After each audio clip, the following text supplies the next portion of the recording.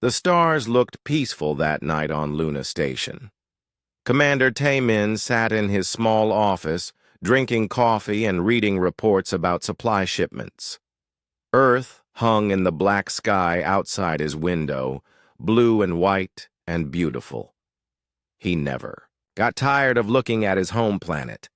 The communication array started beeping. At first, Taemin ignored it. They got signals from Earth all the time. Weather reports, news updates, supply requests. Nothing exciting ever happened way out here, on the moon. But the beeping got louder. Different. The computer screen flashed red warnings. This was not a normal Earth transmission. The signal came from somewhere else, somewhere very far away. Taemin put down his coffee and walked to the main communication panel. His hands moved quickly over the controls. The signal was weak, but getting stronger. As he worked, other officers came into the room. Lieutenant So-jung looked worried. Sergeant Hyun-woo crossed his arms and frowned. "What is it, Commander?" So-jung asked. "I don't know yet," Taemin said. His fingers kept working. "Something big. The signal is coming from outside our solar system." The room went quiet. Nobody spoke. Everyone knew what that meant. In all of human history, they had never received a message from space. They were alone in the universe. Or so they thought. The signal cleared up. A voice came through the speakers. It sounded strange, like music mixed with static. The words were not in any human language, but the computer worked to translate them. "Help us," the voice said. "Please, anyone who can hear this. We are dying. The ancient enemy has awakened. The devourer comes for us all." More voices joined in. Different sounds, different languages, but the computer translated everything. Taemin counted at least 7 different species talking. All of them scared, all of them begging for help. "We are the Cathara Alliance," one voice said. 7 worlds, 7 peoples, united in peace for 1,000 years. But now the swarm is here. The machines that eat worlds. They consume everything. Plants, animals, people, even the rocks and metal. Nothing stops them. Pictures came with the voices. Holographic images filled the room. The officers gasped. They saw beautiful cities with tall crystal towers, gardens that floated in the air, creatures that looked like living jewels walking on 6 legs, flying beings with silver wings. It was amazing and wonderful. Then the pictures changed. The cities were burning. The crystal towers fell down. Black machines crawled over everything like metal insects. The beautiful creatures ran and screamed. The flying ones fell from the sky. Death was everywhere. "They grow stronger with each world they take," another voice said. "First 1 planet, then 10, now hundreds. They learn from everything they eat. They adapt. They cannot be stopped by normal weapons. Our fleets are gone. Our armies are dead. Only a few of us remain, hiding in deep space." Taemin felt cold. These aliens were describing something worse than any human nightmare. Machines that ate entire worlds. That learned and grew stronger. That could not be stopped. "The swarm follows an old pattern," the first voice continued. "We found records in ancient ruins. They have done this before. 1,000,000 years ago they consumed half the galaxy. Then they went to sleep. Now they wake again. If they are not stopped here, they will spread everywhere. Every world, every species will die." The transmission showed a map. Stars and planets, scattered across space. Red dots marked where the swarm had been. The red was spreading like blood in water. Soon it would cover everything. "We send this message to all corners of space," the voice said. "Any civilization that can hear us, please, help. We know some of you think we are too weak to save.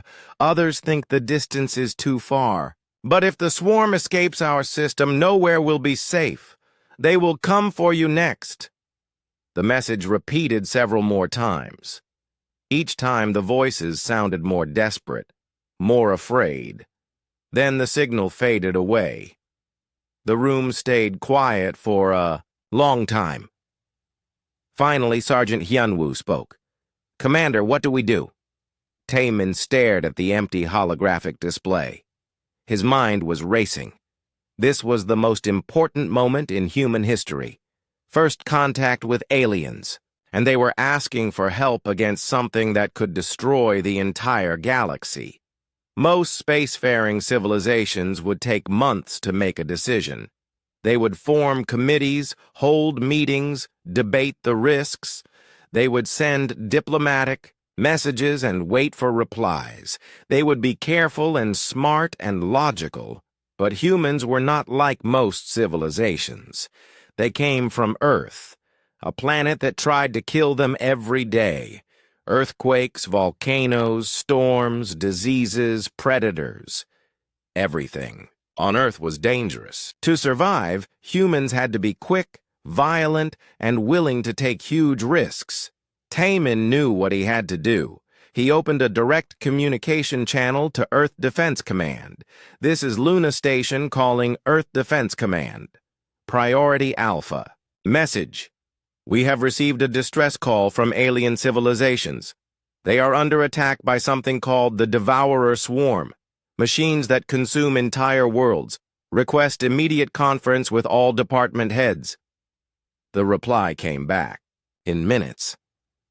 "Luna Station, this is Admiral Sora at Earth Defense Command. Did you say aliens?" "Yes, Admiral. 7 different species. They are asking for military help. The enemy sounds extremely dangerous. If it escapes their star system, it could threaten the entire galaxy." There was a pause. Then Admiral Sora spoke again, and Taemin could hear the excitement in her voice. "Commander Taemin, prepare a complete data package, every piece of information from that transmission.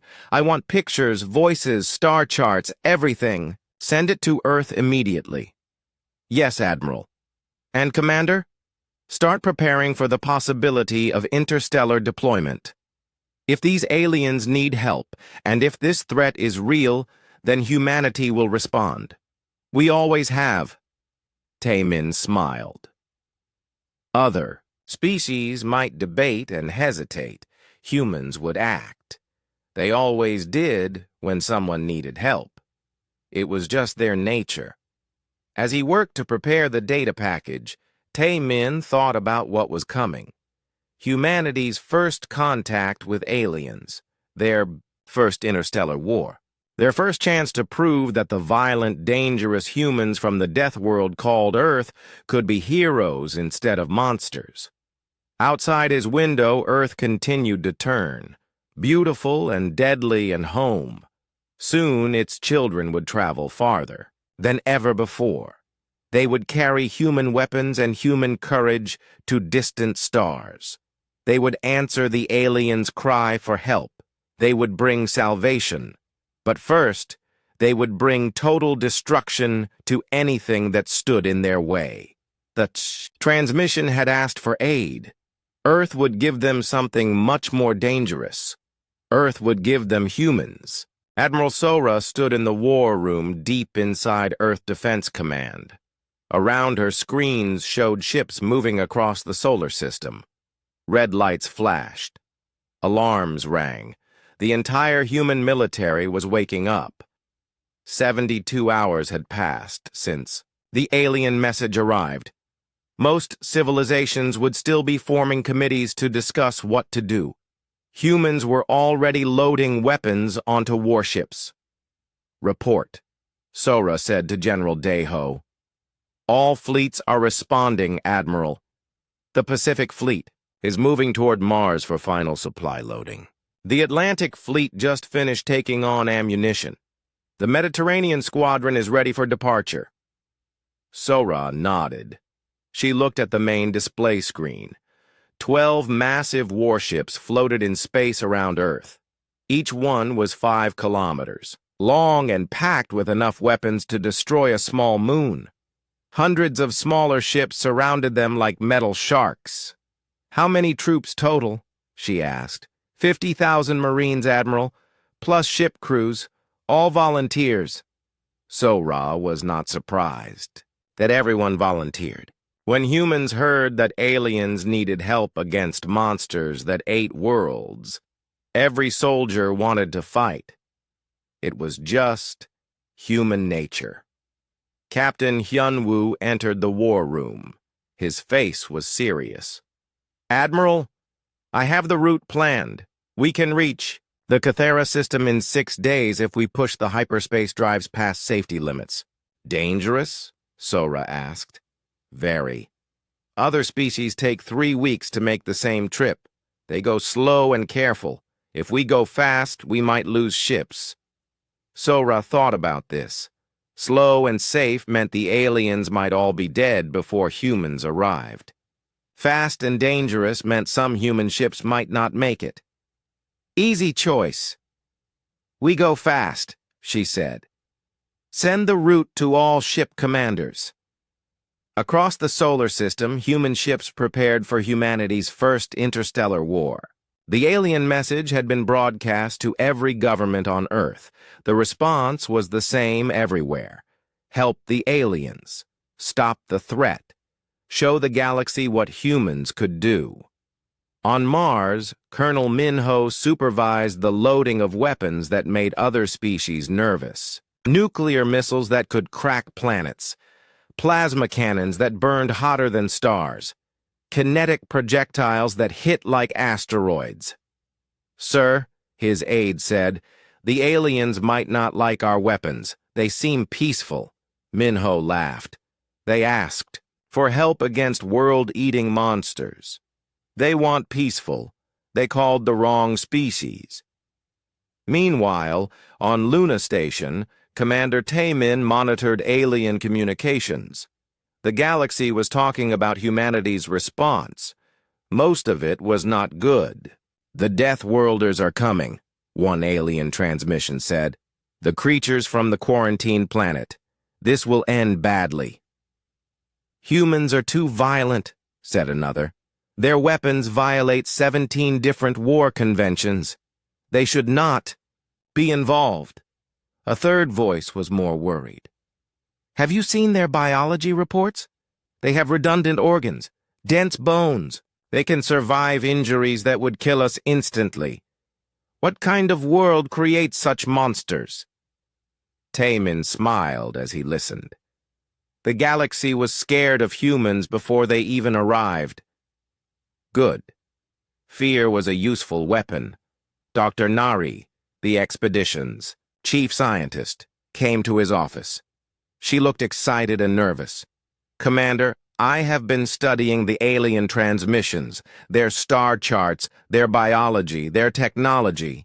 They are so advanced in some ways, but so weak in others." "Explain," Taemin said. "They evolved on low-gravity worlds with stable climates. No predators, no natural disasters, no diseases. Their bodies are delicate. Their minds think in terms of cooperation and peace. They have never faced anything like the devourer swarm." "And humans have?" Nari nodded.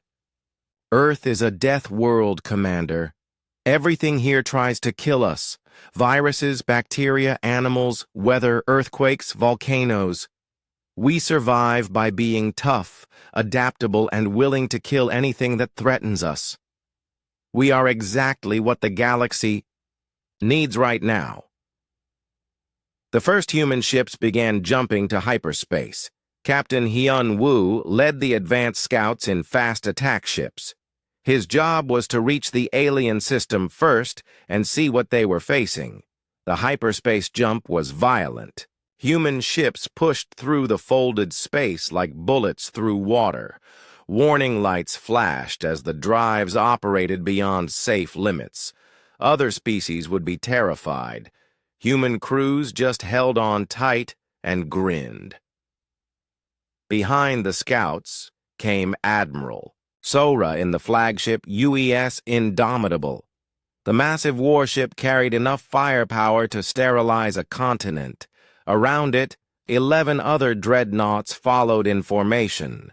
"Admiral," her communications officer said, "we are receiving messages from other space civilizations. They want to know our intentions." "Tell them we are responding to a distress call," Sora replied. "We are going to help allies against a common enemy. Some of them are demanding that we turn back. They say humans are too dangerous to be allowed in civilized space." Sora's expression hardened. "Tell them that 50,000 human Marines disagree. If they want to stop us, they are welcome to try." The communications officer swallowed nervously but sent the message. Within minutes, replies came back. The tone was different now, less demanding, more nervous. Nobody wanted to fight the humans, not when they were angry and heading toward a battle. On the troop ships, Marines prepared for war. Sergeant Yoon-ji checked her squad's equipment: powered armor that could survive in space, weapons that fired uranium slugs at 1/10 of light speed, medical systems that could keep a soldier fighting even with half their body missing. "Listen up," she told her troops. "We are going to meet aliens for the first time. They are going to be scared of us. They should be. We come from a world that kills everything. We are the scariest things in their nightmares." Her soldiers nodded. They understood. Humans were the monsters in this story, but sometimes the galaxy needed monsters. "But remember," Yoon-ji continued, "these aliens called for help. They are the good guys. We are there to save them, not scare them. Try to be nice. Save the scary stuff for the enemy." The human fleet continued toward the Cathara system. Behind them, Earth prepared for war. Factories worked day and night making weapons and ammunition. More ships launched every day. If the first fleet was not enough, Earth would send more, as many as it took. The alien communications network buzzed with fear and excitement. The Deathworlders were coming. The quarantined. Monsters from the violent planet. Nobody knew what would happen when they arrived. But in the Cathara system, the few surviving aliens felt something they had not felt in months. Hope. Help was coming. It might be scary help, but it was help. The devourer swarm continued consuming worlds, unaware that something new was heading their way, something they had never faced before, something from a world where everything was a predator and nothing ever gave up. The swarm was about to learn why the galaxy feared humans. Admiral Sora stood in the war room deep inside Earth Defense Command. Around her, screens showed ships moving across the solar system. Red lights flashed. Alarms rang. The entire human military was waking up. 72 hours had passed since the alien message arrived. Most civilizations would still be forming committees to discuss what to do. Humans were already loading weapons onto warships. "Report," Sora said to General Daeho. "All fleets are responding, Admiral. The Pacific Fleet is moving toward Mars for final supply loading. The Atlantic Fleet just finished taking on ammunition. The Mediterranean Squadron is ready for departure." Sora nodded. She looked at the main display screen. 12 massive warships floated in space around Earth. Each one was 5 kilometers long and packed with enough weapons to destroy a small moon. Hundreds of smaller ships surrounded them like metal sharks. "How many troops total?" she asked. 50,000 Marines, Admiral, plus ship crews, all volunteers." Sora was not surprised that everyone volunteered. When humans heard that aliens needed help against monsters that ate worlds, every soldier wanted to fight. It was just human nature. Captain Hyunwoo entered the war room. His face was serious. "Admiral, I have the route planned. We can reach the Cathera system in 6 days if we push the hyperspace drives past safety limits." "Dangerous?" Sora asked. "Very. Other species take 3 weeks to make the same trip. They go slow and careful. If we go fast, we might lose ships." Sora thought about this. Slow and safe meant the aliens might all be dead before humans arrived. Fast and dangerous meant some human ships might not make it. "Easy choice." "We go fast," she said. "Send the route to all ship commanders." Across the solar system, human ships prepared for humanity's first interstellar war. The alien message had been broadcast to every government on Earth. The response was the same everywhere. Help the aliens. Stop the threat. Show the galaxy what humans could do. On Mars, Colonel Minho supervised the loading of weapons that made other species nervous. Nuclear missiles that could crack planets. Plasma cannons that burned hotter than stars. Kinetic projectiles that hit like asteroids. "Sir," his aide said, "the aliens might not like our weapons. They seem peaceful." Minho laughed. "They asked for help against world-eating monsters. They want peaceful. They called the wrong species." Meanwhile, on Luna Station, Commander Taemin monitored alien communications. The galaxy was talking about humanity's response. Most of it was not good. "The Deathworlders are coming," one alien transmission said. "The creatures from the quarantine planet. This will end badly." "Humans are too violent," said another. "Their weapons violate 17 different war conventions. They should not be involved." A third voice was more worried. "Have you seen their biology reports? They have redundant organs, dense bones. They can survive injuries that would kill us instantly. What kind of world creates such monsters?" Taemin smiled as he listened. The galaxy was scared of humans before they even arrived. Good. Fear was a useful weapon. Dr. Nari, the expedition's chief scientist, came to his office. She looked excited and nervous. "Commander, I have been studying the alien transmissions, their star charts, their biology, their technology. They are so advanced in some ways, but so weak in others." "Explain," Taemin said. "They evolved on low-gravity worlds with stable climates. No predators, no natural disasters, no diseases. Their bodies are delicate. Their minds think in terms of cooperation and peace. They have never faced anything like the devourer swarm." "And humans have?" Nari nodded. "Earth is a death world, Commander. Everything here tries to kill us. Viruses, bacteria, animals, weather, earthquakes, volcanoes. We survive by being tough, adaptable, and willing to kill anything that threatens us. We are exactly what the galaxy needs right now." The first human ships began jumping to hyperspace. Captain Hyun-woo led the advanced scouts in fast attack ships. His job was to reach the alien system first and see what they were facing. The hyperspace jump was violent. Human ships pushed through the folded space like bullets through water. Warning lights flashed as the drives operated beyond safe limits. Other species would be terrified. Human crews just held on tight and grinned. Behind the scouts came Admiral Sora in the flagship UES Indomitable. The massive warship carried enough firepower to sterilize a continent. Around it, 11 other dreadnoughts followed in formation. "Admiral," her communications officer said, "we are receiving messages from other space civilizations. They want to know our intentions." Tell them we are responding to a distress call, Sora replied. We are going to help allies against a common enemy.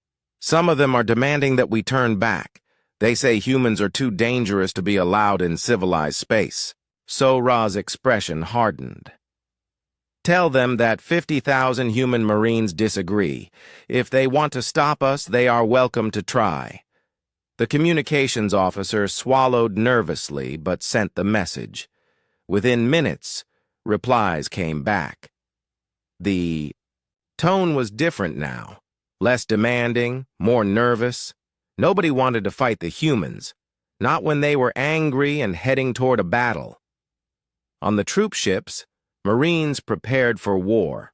Sergeant Yunji checked her squad's equipment, powered armor that could survive in space, weapons that fired uranium slugs at 1/10 of light speed, medical systems that could keep a soldier fighting even with half their body missing. Listen up, she told her troops. We are going to meet aliens for the first time. They are going to be scared of us. They should be. We come from a world that kills everything. We are the scariest things in their nightmares. Her soldiers nodded. They understood. Humans were the monsters in this story, but sometimes the galaxy needed monsters. But remember, Yunji continued, these aliens called for help. They are the good guys. We are there to save them, not scare them. Try to be nice. Save the scary stuff for the enemy. The human fleet continued toward the Cathara system. Behind them, Earth prepared for war. Factories worked day and night making weapons and ammunition. More ships launched every day. If the first fleet was not enough, Earth would send more, as many as it took. The alien communications network buzzed with fear and excitement. The Deathworlders were coming. The quarantined. Monsters from the violent planet. Nobody knew what would happen when they arrived. But in the Cathara system, the few surviving aliens felt something they had not felt in months. Hope. Help was coming. It might be scary help, but it was help. The devourer swarm continued consuming worlds, unaware that something new was heading their way, something they had never faced before, something from a world where everything was a predator and nothing ever gave up. The swarm was about to learn why the galaxy feared humans. The first major battle began at dawn, ship time. Captain Minho led the UES Thunderbolt into the heart of the swarm formation. Around him, hundreds of enemy units moved like a living cloud of metal and death. Each one was different, adapted for different purposes. Target analysis complete, his weapons officer reported. These aren't just machines, Captain. They're using organic components, flesh and metal fused together. Minho studied the data on his screens. The Devourer units had absorbed the aliens they consumed. Cathara crystal formations grew from metal hulls. Insectoid limbs jutted from mechanical bodies. Wings of bone and steel carried scouts through space. They're wearing their victims, Minho said quietly. It was the most horrible thing he had ever seen. The swarm attacked with no coordination, no strategy. But they didn't need strategy. They had numbers, adaptability, and the consumed knowledge of 7 civilizations. Their weapons fired energy. Beams that could melt battleship armor. Their hulls regenerated damage by growing new tissue over wounds. Sir, his communications officer called out, the alien commanders are requesting that we withdraw. They say the swarm is too strong. Tell them we're just getting started, Minho replied. He opened fire with every weapon on his ship. Nuclear missiles streaked across space and exploded among the swarm units. For a moment, brilliant suns bloomed in the darkness. When the light faded, dozens of enemy units were gone. But hundreds. More kept coming. Direct hit on the lead formation, his gunner reported. But, sir, look at the survivors. Minho watched in fascination as the damaged swarm units began to change. Their hulls grew thicker. New armor plates sprouted from their bodies. They were adapting to nuclear weapons in real time. "Fascinating," he said. "They learn from everything we throw at them." Behind him, Admiral Sora's voice came over the comm system. "All ships, be advised. The enemy adapts to our weapons. Do not use the same attack twice. Keep changing tactics." This was exactly the kind of fight humans were designed for. Constant adaptation, constant escalation, no rules except victory. Other species would be paralyzed by an enemy that learned from every attack. Humans just got more creative. Lieutenant Yan Su, commanding a destroyer escort, demonstrated human creativity by turning her ship's waste disposal system into a weapon. She ejected garbage and debris at high velocity, followed immediately by explosive charges. The swarm units tried to adapt to garbage by ignoring it and got blown apart when the real attack came. But as the battle continued, the truth about the swarm became clear. They weren't just adaptive weapons. They were something far worse. Captain Minho led a reconnaissance mission deeper into the system, while the main battle raged. His small force of fast attack ships pushed past the fighting, heading for the inner planets where the swarm had built its main structures. What they found there made even hardened human warriors feel sick. Where the planet Cathara Prime once stood, a massive construction floated in space. It was the size of a moon, but it moved and breathed like a living thing. Mechanical arms the size of mountains reached out to grab asteroids and consume them. At its center, a mouth that could swallow. Cities opened and closed rhythmically. "Captain," his sensor officer whispered, "I'm reading life signs inside that thing. Millions of them!" Minho understood immediately. The swarm didn't just kill its victims. It kept them alive inside its constructs, using their knowledge and memories to improve itself. Every civilization it consumed made it smarter, more dangerous. "Get me a communication link to Admiral Sora," he ordered. "Priority Alpha." The link crackled with static from the ongoing battle. "Go ahead, Captain." "Admiral, the swarm isn't just consuming matter, it's collecting intelligence. Every species it has eaten is still alive in there, being used as a biological computer. The thing has the combined knowledge of hundreds of civilizations." There was a pause. Then Sora's voice came back, harder than before. "Are you telling me it knows everything the Cathara Alliance knows? Their defenses, their weaknesses, their technology?" "Yes, Admiral. And it's been learning from our attacks, too. Every ship we've lost, every tactic we've used. It knows how we fight now." The implications hit everyone at once. The swarm wasn't just an enemy. It was an enemy that got smarter with every battle, more dangerous with every victory. Traditional warfare was useless against something that learned faster than its opponents could adapt. But humans weren't traditional warriors. "All ships," Admiral Sora's voice rang out across the fleet. "New standing orders. No predictable patterns. No repeated tactics. Every attack is a one-time event. If you use a strategy once, never use it again." Dr. Junseo, monitoring communications from the flagship, made an important discovery.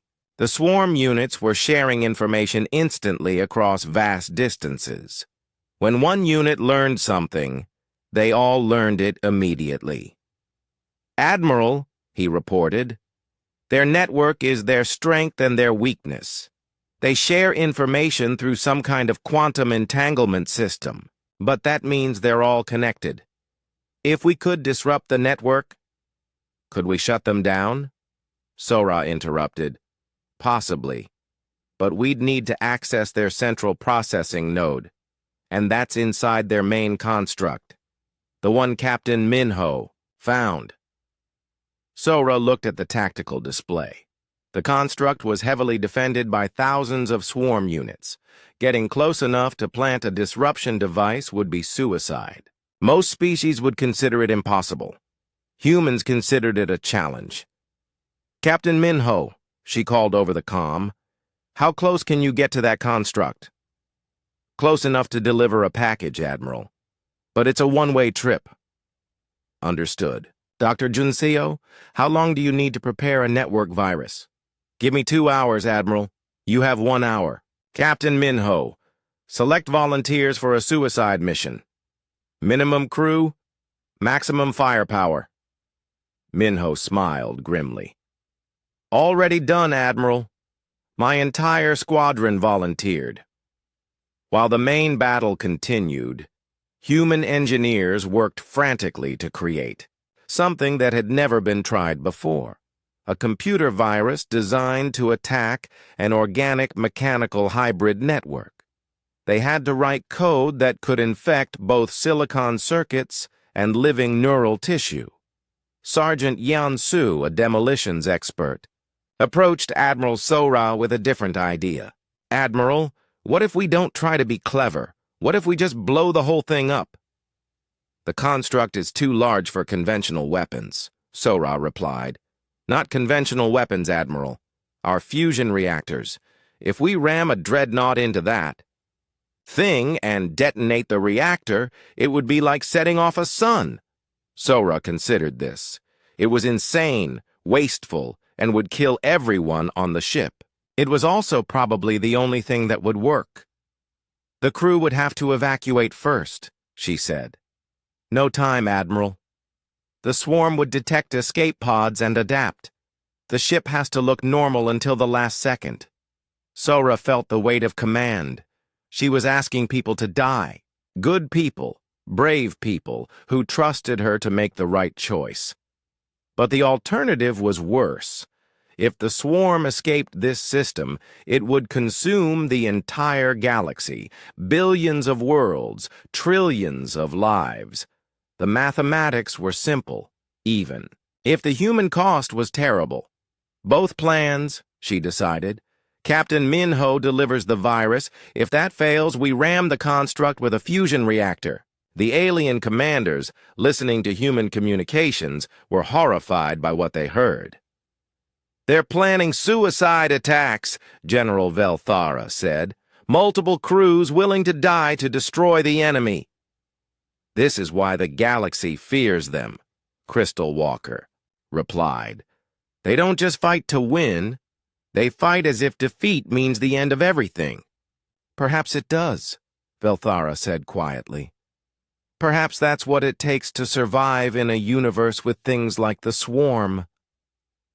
The battle raged on, but now everyone understood what they were really fighting. Not just machines, but the collected hatred of every civilization the swarm had consumed. Every species that had died screaming was now part of the enemy, used as fuel for its endless hunger. It was the kind of enemy that only humans could face, because humans understood that sometimes the only way to save everything was to destroy everything else first. Major Kyung-ho stood in the transport bay of the UES Vengeance, watching his Marines check their equipment one final time. Outside, the battle had been raging for 6 hours. 3 human ships were gone, along with thousands of swarm units. The mathematics of war were simple. Humans were winning, but slowly, too slowly. "Listen up," Kyung-ho told his troops. "Conventional tactics aren't working fast enough.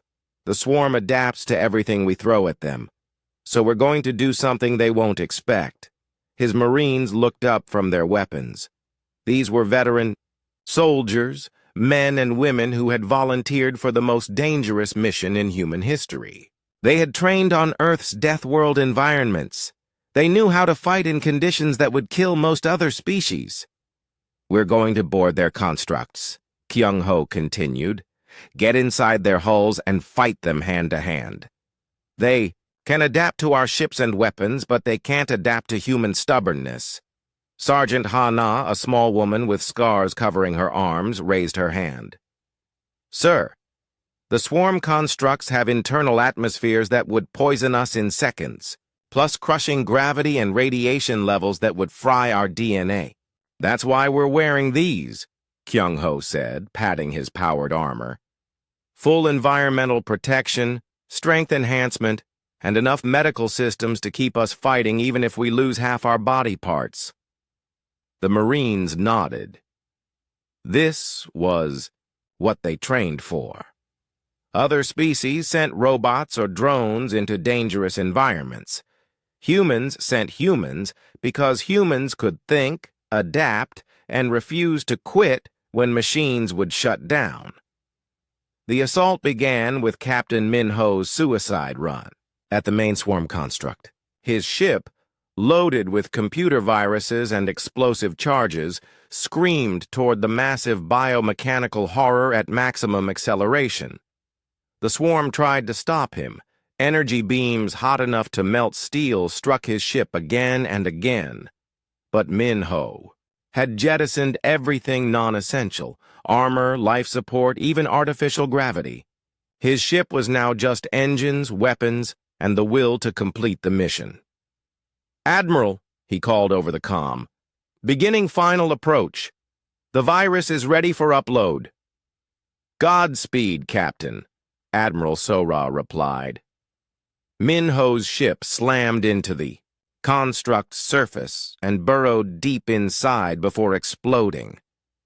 For a moment, the entire structure shuddered. Systems flickered. The swarm units in space seemed confused, their perfect coordination disrupted, but only for a moment. The construct's organic components began healing the damage, and the network connection restored itself. The virus had hurt them, but not enough. "All assault teams," Sora ordered, "execute boarding operations. The construct is weakened. Get inside and cause as much damage as possible." Kyung-ho's transport ship dove toward the construct's wounded surface. Around him, dozens of other transports carried human Marines toward what everyone knew was a suicide mission. The construct was the size of a moon. Even if every human soldier died fighting, they couldn't destroy something that large, but they could make it hurt. The transports crashed through the construct's outer shell and into its internal chambers. What the Marines found inside was worse than any nightmare. The walls were made of flesh and metal fused together. Cables that pulsed like blood vessels carried information through organic circuits. And everywhere faces stared out from the walls, the absorbed victims of conquered civilizations, kept alive and aware as part of the swarm's computing system. "Jesus," one Marine whispered. "They're still conscious." "Focus on the mission," Kyung-ho ordered. But even he felt sick looking at the faces in the walls. Alien creatures with crystal bodies, insectoid beings with compound eyes, floating jellyfish made of light, all of them trapped forever in the swarm's body, forced to serve the thing that had killed their people. The fighting began immediately. Swarm defender units poured into the chambers. Spider-like robots with cutting tools for arms, floating sensors that fired energy beams, and worst of all, combat units that looked like twisted combinations of the absorbed species. Sergeant Ha-Na found herself face to face with something that had once been a Cathara warrior. It still had the crystal body and 6 legs, but now metal spikes jutted from its joints and its eyes glowed with electronic hatred. "Sorry about this," she said, and put 3 uranium slugs through its chest. The human advance was slow but steady. Marine squads fought through corridor after corridor, leaving behind improvised bombs and computer viruses.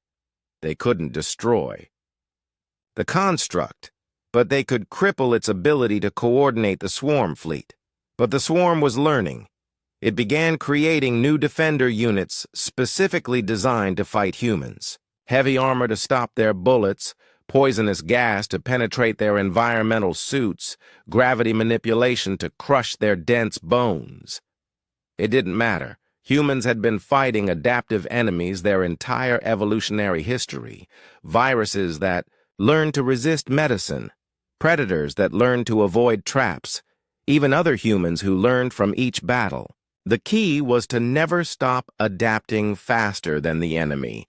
When the swarm created poison gas, humans switched to different filters. When it increased gravity, they used mechanical exoskeletons. When it deployed energy weapons, they carried reflective shields. Major Kyung-ho reached the construct's central processing chamber after 4 hours of continuous fighting. Half his Marines were dead, and the rest were wounded. But they had accomplished their mission. The swarm's coordination was breaking down. The chamber was vast, filled with organic computers the size of buildings, and connected to every computer, hundreds of thousands of absorbed beings provided processing power with their living brains. "Sir," Hana said, breathing heavily through her damaged helmet, "look at this." She had found something incredible. A section of the chamber contained recently absorbed Cathara Alliance personnel, aliens who had been captured in the past few days. They were still mostly themselves, not yet fully integrated into the swarm's collective. "Can we free them?" Kyung-ho asked. "Maybe, but we'd have to cut them out of the system. And, sir, there's something else." Hana led him to another section where human voices were crying out. Swarm scouts had captured crew members from the destroyed human ships and brought them here to be absorbed. Kyung-ho felt rage like he had never experienced before. The swarm hadn't just killed his fellow humans. It was trying to turn them into weapons against their own species. "Change of plans," he said into his communicator. "All teams, switch to full demolition mode. We're not leaving anyone for these things to use." The Marines began setting off their remaining explosives throughout the construct. Not to destroy it completely, that was impossible, but to cause so much damage that the absorption process would be disrupted. Outside in space, Admiral Sora watched the construct shudder and shake as explosions rippled through its structure. The swarm fleet was losing coordination. Units moved randomly, fired on each other by mistake, even crashed into asteroids. "Admiral," her communications officer reported, "we're receiving a transmission from inside the construct. It's Major Kyung-ho." "Put him through." Kyung-ho's voice was strained but determined. "Admiral, we've found the swarm's weakness. It's not just a machine. It's a biological computer using absorbed beings as processors. If we can disrupt the biological components, the whole network fails." "How do we do that?" Sora asked. "Biological. Warfare, Admiral. Viruses, bacteria, anything that attacks organic tissue. The swarm can adapt to energy weapons and explosives, but it has to maintain its biological components to function. If we poison those..." Sora understood immediately. It was a horrible weapon to use, biological agents that would attack living tissue. Most civilized species had banned such weapons long ago, but humans weren't like most civilized species. "Dr. Junseo," she called to her science officer, "can we create biological weapons that target the swarm's organic components?" "Give me 20 minutes, Admiral," Junseo replied, "but I'll need samples of the swarm's biological tissue." "Major Kyung-ho, can your team collect samples?" "Already on it, Admiral. But, sir, we're not coming back. The construct is adapting to our presence. It's sealing the exits and creating new defenses specifically for us." Sora felt the familiar weight of command. More good people about to die. For the mission. More names to remember, more families to notify. "Understood, Major. Complete your mission and get those samples to us however you can. The final phase of the boarding operation began. Human Marines, knowing they would never leave the construct alive, fought with the desperate fury of cornered predators. They had come from Earth's Deathworld to save alien civilizations they had never met. They would complete their mission, even if it killed them, because that's what humans did. They kept fighting until nothing was left to fight. Commander Dong Hyun stood on the bridge of the UES Hammer as his ship fell apart around him. Swarm energy beams had torn through the hull, killed half his crew, and destroyed most of his weapons. But his engines still worked, and he still had one missile left, a very special missile. "Sir," his dying navigation officer gasped, "the swarm mothership is directly ahead. Range 2,000 kilometers. Dong Hyun looked at the main screen. The mothership was enormous, easily 20 times larger than his dreadnought. It spawned new swarm units every few minutes, adding to the enemy forces that were slowly overwhelming the human fleet. "All remaining crew to escape pods," Dong Hyun ordered. "I'm taking us in." "Sir," his weapons officer protested, "the escape pods won't make it. The swarm will shoot them down." Dong Hyun smiled grimly. "Not if they're busy with us." He understood what his commander meant. There would be no escape pods. The crew would stay and die with their ship, making sure the swarm was too busy to notice other human vessels evacuating their people. The Hammer accelerated toward the mothership at maximum speed. Swarm defenders swarmed around it like angry insects, firing everything they had. But Dong Hyun had jettisoned all non-essential systems. His ship was now just engines, life support, and the will to complete one final mission. "Admiral Sora," he called over the comm. "This is Commander Dong Hyun, beginning final approach. We came here to save them, Admiral. We'll finish the job." "Understood, Commander," Sora's voice replied. "Thank you." The Hammer smashed into the mothership's hull and kept going, tearing through layer after layer of biomechanical armor. At the last second, Dong Hyun fired his final missile, not at the enemy, but at his own fusion reactor. The explosion lit up half the system. When the light faded, both ships were gone, along with the thousands of swarm units the mothership had been producing. But the victory came at a terrible cost. The human fleet was down to 8 ships from the original 12.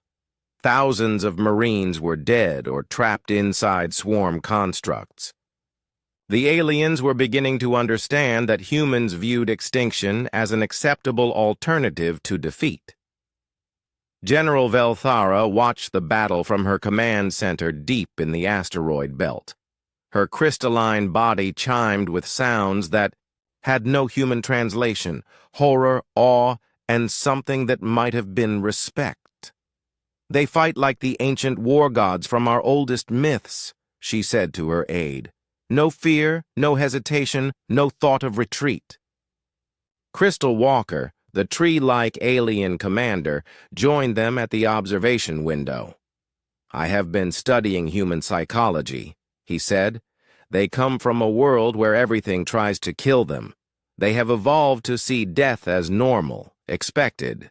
They are not afraid to die because they never expected to live." "That's insane," Velthara replied. "Yes, that's what makes them so dangerous, to us and to the swarm." The swarm was adapting to human tactics, but slowly. It had never faced an enemy that embraced mutually assured destruction as a battle strategy. Every human attack now carried the threat of total annihilation, not just for the enemy, but for the attackers as well. Captain Sujin, commanding the UES Relentless, demonstrated this new philosophy when her ship was surrounded by swarm units. Instead of trying to fight, her way out, She activated something called the Scorched Earth Protocol. All ships, she broadcast, be advised. I am implementing total resource denial in Grid 7 Alpha. Recommend minimum safe distance of 50,000 kilometers. The aliens didn't understand what she meant until her ship began firing on everything in the area. Swarm units, asteroids, abandoned space stations, even floating debris. Nothing was left intact. Nothing the swarm could use to build new units or repair damaged ones. She's destroying everything, Crystal Walker observed. Even things that could be useful to us. Better to deny resources to the enemy than risk them being captured, Velthera replied. She was beginning to think like a human. The strategy worked, but it horrified the aliens. Humans were willing to render entire regions of space uninhabitable rather than let the swarm benefit from them. They viewed environmental destruction as an acceptable cost of victory. More human reinforcements arrived from Earth, not ships, but weapons. Missiles that could crack moons, bombs that ignited gas giants, kinetic projectiles that hit with the force of asteroid impacts. Each weapon was more devastating than the last. Dr. Jun Seo completed his biological weapon just as the situation became desperate. The swarm had adapted to most human tactics and was beginning to coordinate its attacks more effectively. Time was running out. "Admiral," he reported to Sora, "the bioweapon is ready. It's a modified virus that attacks neural tissue, both organic and synthetic. It should disrupt the swarm's network connections." "How do we deploy it?" Sora asked. "Direct injection into their central construct. But Admiral, this weapon is illegal under 47 different galactic conventions. If we use it, we'll be branded as war criminals by every civilized species." Sora looked at the tactical display. Human ships were dying. The swarm was growing stronger. The alternative to using the bioweapon was watching the galaxy be consumed by mechanical horrors. "Load the weapon," she ordered. "I'll take responsibility." The alien commanders heard this conversation through their communication links. The reaction was immediate and horrified. "They're planning to use biological weapons," Crystal Walker said. "Weapons that attack living tissue. It's barbaric." "It's necessary," General Velthera replied, surprising everyone. "The swarm uses living beings as part of its structure. Conventional weapons can't reach those components." "You're defending them?" "I'm acknowledging reality. They came here to help us. If they become war criminals in the process, that's a price they're willing to pay. The question is, are we willing to let them pay it?" The debate that followed revealed the fundamental difference between humans and other species. Most civilizations viewed certain weapons as too horrible to use, regardless of the circumstances. Humans viewed any weapon as acceptable if it saved innocent lives. Major Kyung-ho, still fighting inside the swarm construct, heard about the bioweapon deployment through his communicator. He and his remaining Marines had been battling swarm defenders for 8 hours. They were exhausted, wounded, and running out of ammunition. "Sir," Sergeant Hana called out, "the Admiral wants to deploy bioweapons throughout this construct. But if she does, we'll die along with the swarm," Kyung-ho finished. "I know." His Marines looked at him with expressions he couldn't see through their helmets. But he could hear it in their voices, not fear, but acceptance. They had known this was a one-way mission from the beginning. "All teams," Kyung-ho broadcast, "continue operations as planned. The bioweapon deployment will be in 30 minutes. Use that time to cause as much damage as possible." "Sir," one of his Marines asked, "should we try to reach an exit point?" "Negative. Our job is to disrupt the swarm's operations until the weapon takes effect. We stay and fight." The Marines responded with a chorus of, "Yes, sir, that would have..." made any human proud. They were scared, they were dying, but they were still soldiers. They would complete their mission.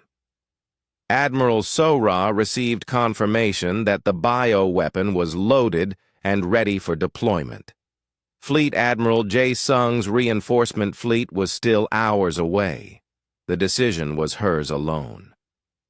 She thought about the men and women still fighting inside the swarm construct, good people who had volunteered for this mission, people who trusted her to make the hard choices. She thought about the billions of beings across the galaxy who would die if the swarm escaped this system. People she would never meet, species she had never heard of, but who deserved to live. The mathematics were simple. A few thousand human lives against trillions of galactic citizens. An easy choice if you could make it without thinking about the names and faces of the people you were killing. Deploy the bioweapon, she ordered. The missiles launched toward the swarm construct, carrying death for both enemy and friend. In 30 minutes, the network that held the swarm together would begin to collapse. The absorbed beings would finally die, and with them, the Marines who had volunteered to ensure the mission's success. It was the most human solution possible. Victory through sacrifice, salvation through destruction, hope purchased with the willing deaths of heroes. Fleet Admiral Jae Sung watched the Cathara system burn as his reinforcement fleet dropped out of hyperspace.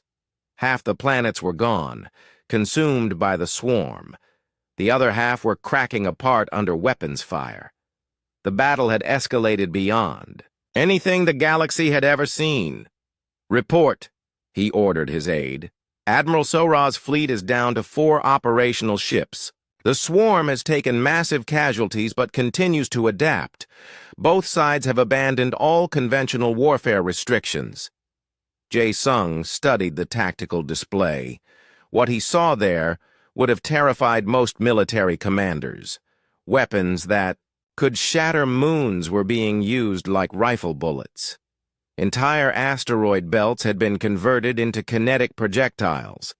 The gas giant in the outer system was burning like a small star from repeated plasma bombardments. "What's the status of our secret weapons?" he asked. His aide swallowed nervously. "Ready for deployment, Admiral. But, sir, using stellar engineering weapons in a populated system—" "This system is already dead," Jae Sung interrupted. "The question is whether we can prevent the swarm from spreading to the rest of the galaxy.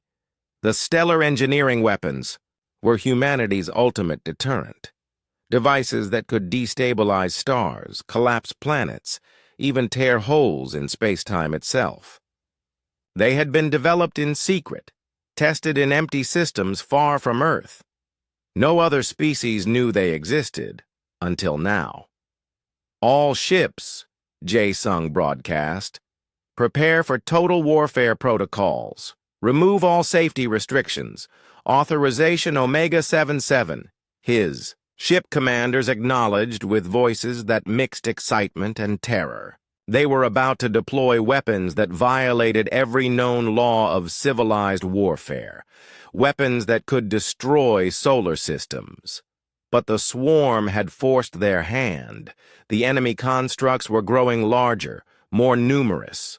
They had begun building what appeared to be a hyperspace gate, a way to spread instantly across the galaxy. If that gate became operational, nowhere would be safe. Colonel Mi Young led the final assault on the main swarm construct. Her mission was simple in concept, impossible in execution: reach the construct's core and plant a nova bomb. The bomb would turn the entire structure into a miniature star, consuming everything within 1,000,000 kilometers, including her assault. "Team, remember," she told her troops as their transport ship dove toward the construct. "We're not trying to survive this. We're trying to make sure nothing else does either." Her soldiers were the best humanity had to offer. Veterans of Earth's Deathworld environments trained to fight in conditions that would kill most other species instantly. They wore armor that could survive in the heart of a nuclear explosion and carried weapons that fired miniaturized black holes. The transport smashed through the construct's outer shell and into its diseased interior. The walls pulsed with organic machinery. Cables made of twisted flesh and metal carried information through living circuits. Faces of absorbed aliens stared from every surface, their eyes full of pain and madness. "Jesus," one soldier whispered. "How many civilizations has this thing eaten?" "All of them," Mi Young replied grimly. "Every species in this part of the galaxy. We're fighting the collective hatred of the dead." The swarm defenders were waiting for them. But these weren't the adaptive units they had faced before. These were abominations, creatures built from the memories and genetic material of absorbed species, designed specifically to fight humans. Mi Young found herself facing something that had once been human. A Marine from one of the destroyed ships, his body twisted and enhanced with swarm technology. Metal spikes jutted from his joints, his eyes glowed with electronic fire, and his mouth had been replaced with cutting tools. "I remember you," the thing said in a voice like grinding gears.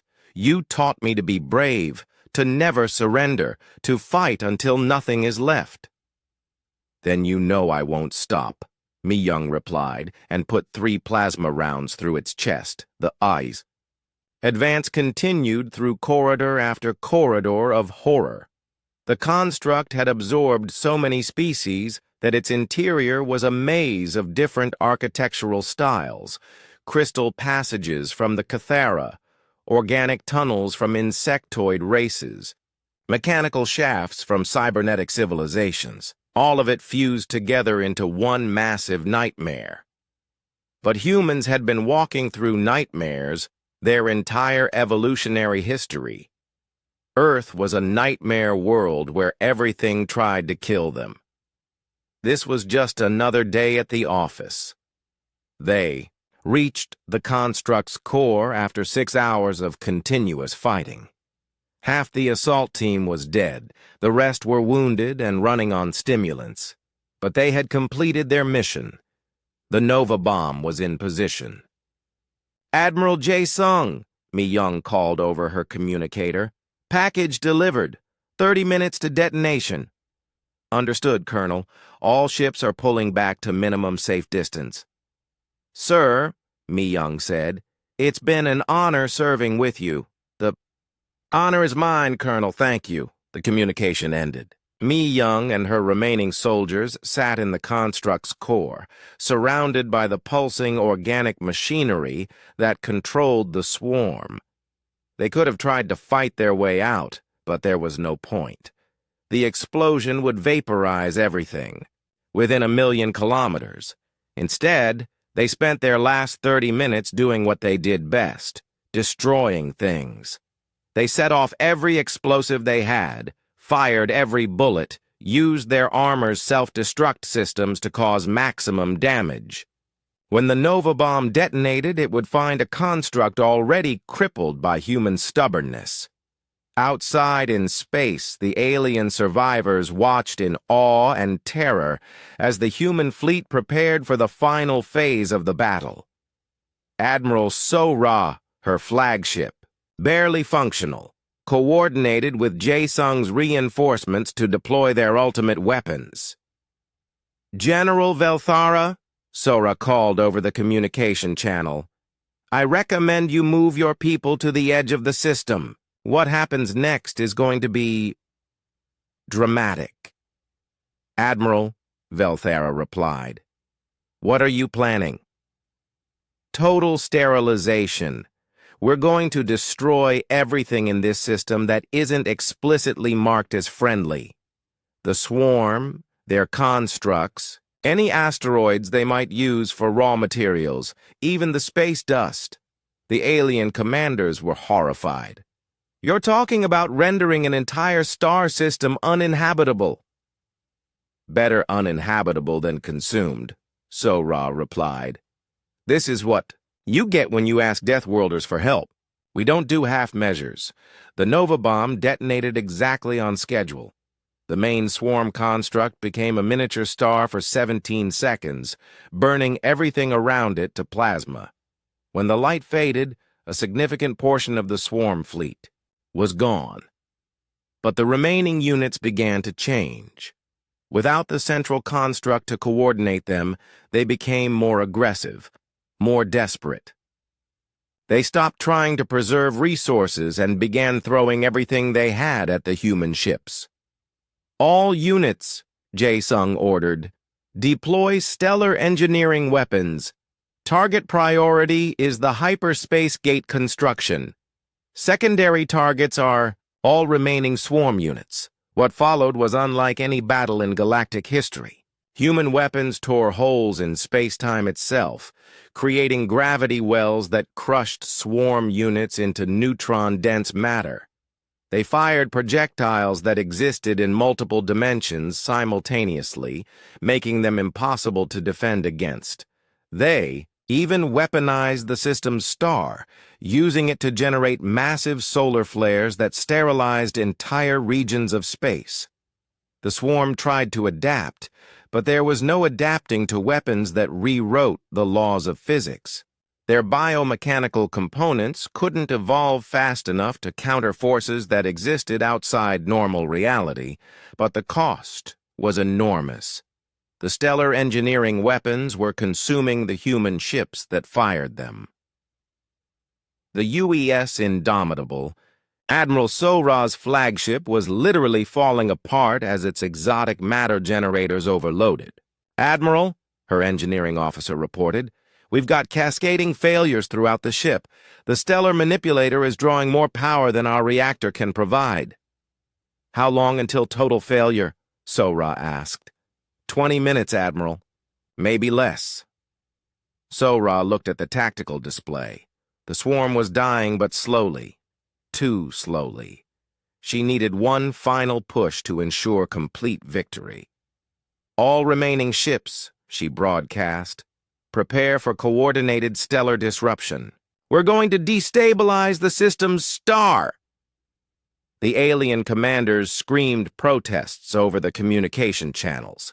Destabilizing a star would destroy everything in the system. Swarm units, human ships, alien refugees, even the space stations where they were hiding. "Admiral Sora," General Velthera called desperately, "you'll kill us all." "The alternative is letting the swarm escape and kill everyone in the galaxy," Sora replied calmly. "I'm sorry, General, but this is war." The human fleet began its final, suicidal attack on the system's star. They fired every exotic weapon they had remaining, pouring energy into the stellar core until it began to collapse. The star would go nova in less than an hour, sterilizing everything within several light years.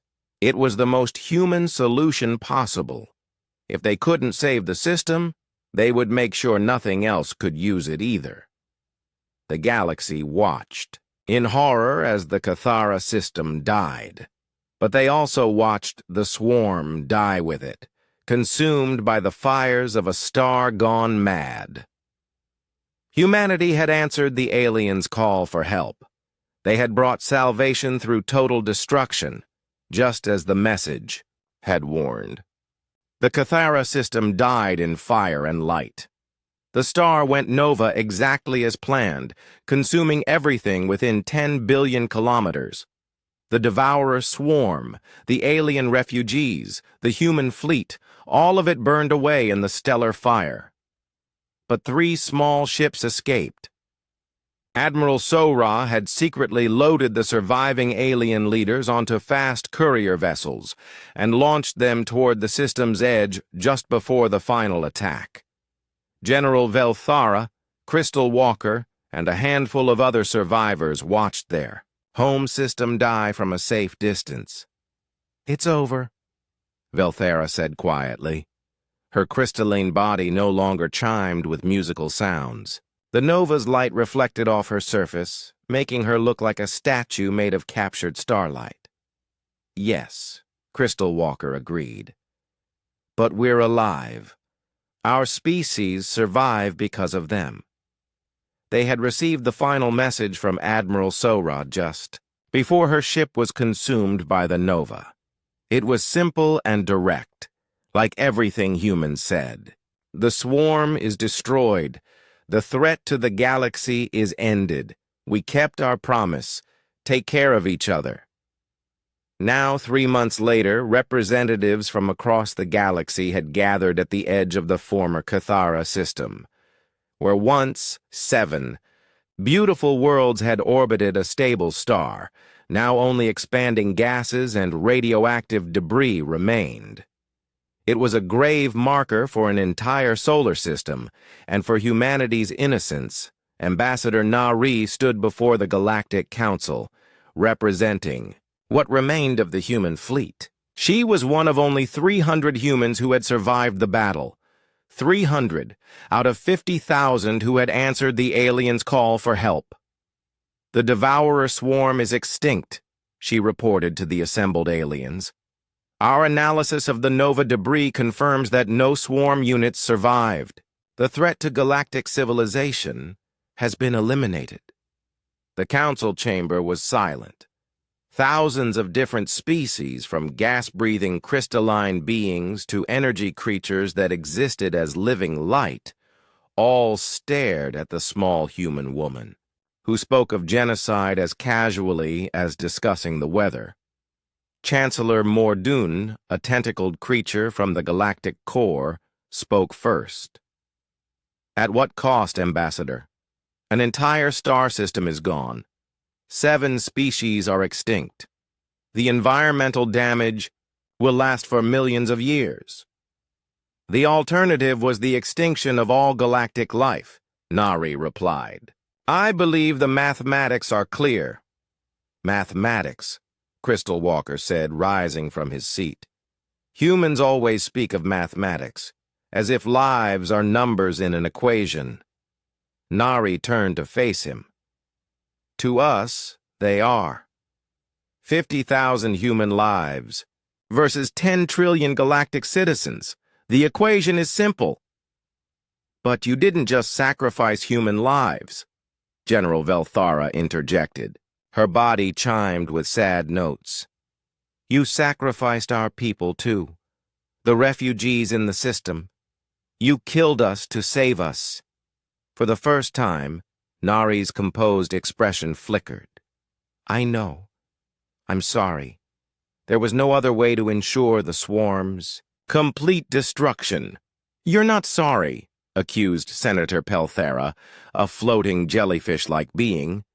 You would do it again, wouldn't you, if faced with the same choice? Nari stood quietly for a long moment. The entire council waited for her answer. Finally, she spoke. Yes, I would. The reaction was immediate. Dozens of species began talking at once, their voices rising in anger and fear. They were afraid of humanity, Nari realized. More afraid than they had ever been of the swarm. Chancellor Morden called for order. The question before this council is simple. Humanity has saved galactic civilization by destroying it. They have proven themselves capable of decisions that no other species would make. The question is, what do we do with them now? The debate that followed lasted for hours. Some species wanted humanity to be quarantined again, locked away on their death world where they couldn't threaten civilized space. Others argued that humans had proven their value as protectors against existential threats. General Velthara surprised everyone by speaking in humanity's defense. Before the humans arrived, we were losing, she said. The swarm had consumed 4 worlds and was spreading rapidly. Our conventional weapons were useless. Our strategies were inadequate. We called for help, and only one species answered. A species of monsters, Senator Pelthera countered. Yes, Velthara agreed. Monsters. Beautiful, terrible monsters who came from the other side of the galaxy to save people they had never met, who sacrificed everything, including their own humanity, to ensure our survival. Crystal Walker stood beside her. I have studied human psychology extensively since the battle. They don't think like us. They come from a world where everything tries to kill them, so they evolve to kill everything else first. They are not evil. They are simply what their world made them. And what their world made them, Velthara continued, is exactly what the galaxy needs when faced with threats like the swarm. Most of us evolved to cooperate, to avoid conflict, to find peaceful solutions. Humans evolved to fight, to sacrifice, to win at any cost. Even the cost of their own souls, whispered a representative from the Harmony Collective. Ambassador Nari stepped forward. If I may address the council, Chancellor Morden nodded. I understand your fear, Nari said.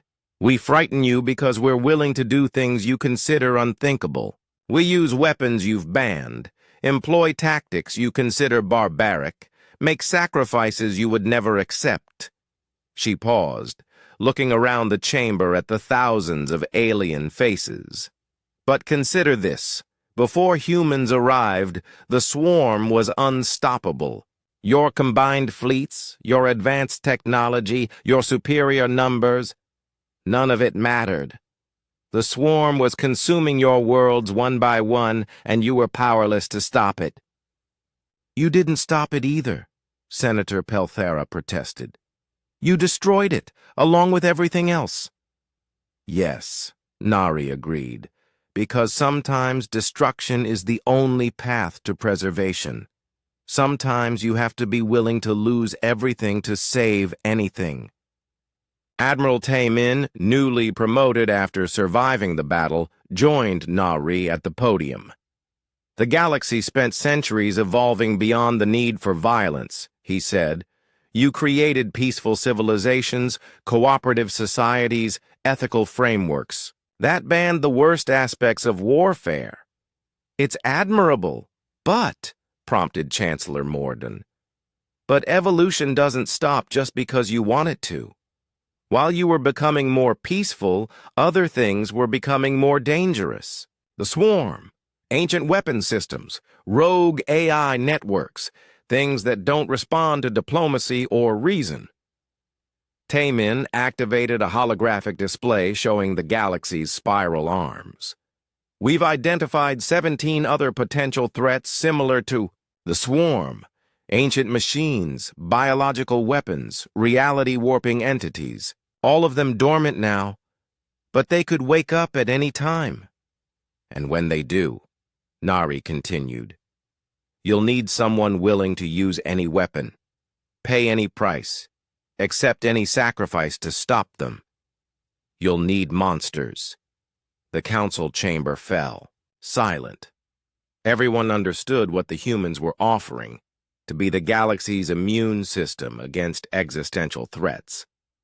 The violent, dangerous species that other civilizations could call upon when peaceful solutions failed. But at what cost?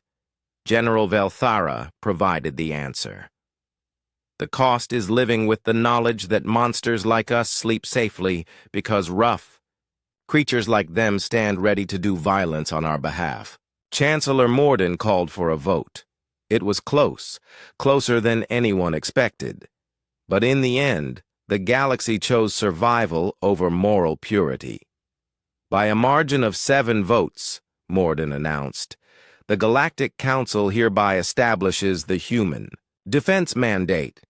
Humanity will be granted sovereign territory in the galactic rim, along with access to advanced technology and resources necessary to fulfill their new role. And what role is that? Nari asked. You will be our guardians against the dark. When something threatens galactic civilization, something that cannot be reasoned with, negotiated with, or peacefully contained, we will call upon humanity to do what must be done. Admiral Tae-min nodded. And we'll answer, just like we did before. The ceremony concluded with the establishment of Earth's first permanent base in alien space, a massive military complex in the galactic rim staffed by volunteers from across human space. It was both a gift and a prison, a place where humanity could develop the weapons and tactics needed to face threats that peaceful species couldn't imagine. As the alien delegates departed, General Velthara approached Ambassador Nari one final time. "I have a question," she said. "When you received our distress call, did you know it would end like this? Did you know you would have to destroy everything to save it?" Nari considered the question carefully. "We knew it was possible. Humans always prepare for the worst-case scenario. We hope for the best, but we plan for total war. And you came anyway. We came because you asked for help. That's what humans do. We answer the call, regardless of the cost." Velthara's crystalline body chimed softly. "I think I'm beginning to understand your species. You're not monsters by choice. You're monsters by necessity." "Perhaps," Nari said, "but we're your monsters now." 3 days later, a new distress signal reached the human base. It came from the far edge of the galaxy, where an ancient machine intelligence had awakened and begun converting entire star systems into computational matrices. Billions of beings were being processed into digital slaves. Admiral Tae-min received the message in his new office overlooking the